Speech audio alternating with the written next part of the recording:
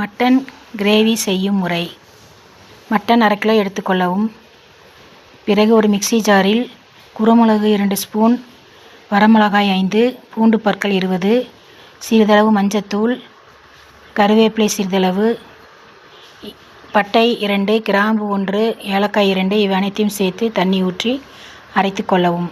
பிறகு குக்கரில் எண்ணெய் ஊற்றி 1/2 கிலோ மட்டனை எண்ணெயில் சிறிதளவு வணக்கவும். வணக்கிய பிறகு தேவைக்கேற்ப உப்பு, சிறிதளவு மஞ்சத்தூள் இவை அனைத்தையும் போட்டு நன்றாக வதக்கவும்.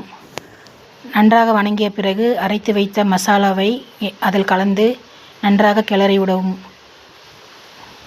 கிளறிவிட்டு 1/2 டம்ளர் தண்ணி ஊற்றி நன்றாக கொதித்த பிறகு குக்கர் மூடி போட்டு 4 விசில் விட்டு இறக்கினால் மட்டன் கிரேவி ரெடி. செய்து பார்க்கவும்.